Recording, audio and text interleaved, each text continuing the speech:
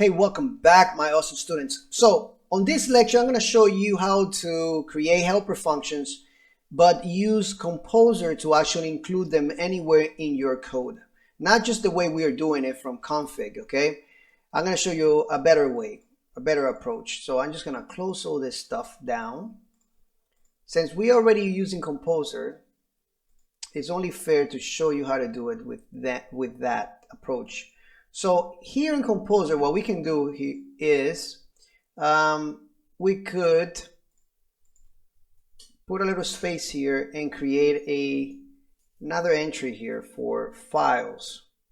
Okay, and we're gonna have an array of files that we want to include. So every time we are including, every time we're using Composer, as we are right now on this course, then these files are going to get included. Okay, so inside resources, I'm going to make a directory and I'm going to say helpers. I'm going to call this helpers, and I'm just going to create a random file called helpers.php.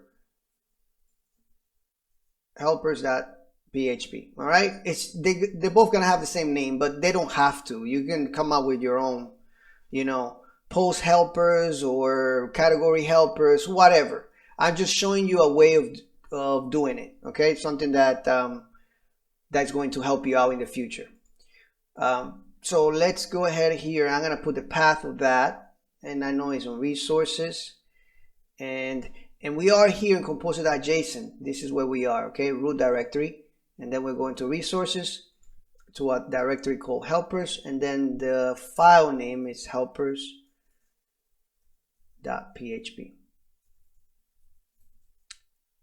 Okay, simple as that. Now you want to go to your terminal or command prompt and make sure that you do composer dump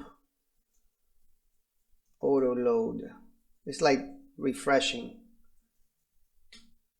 the settings there. Okay, so now inside this file,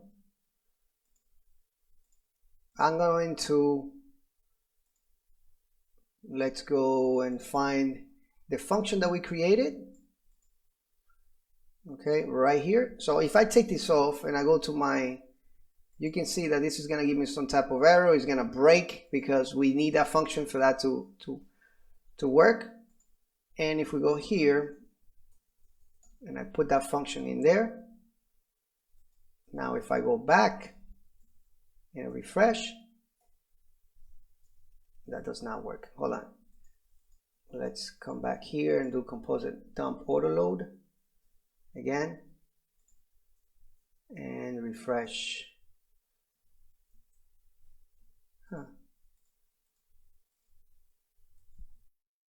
Hold on, let me just try something else here. This is okay. Let me try something else in here. I think we are in the, we need to put this autoload object in here, and then we can do this inside here. All right, let's do composer dump autoload again, and now we go back and refresh.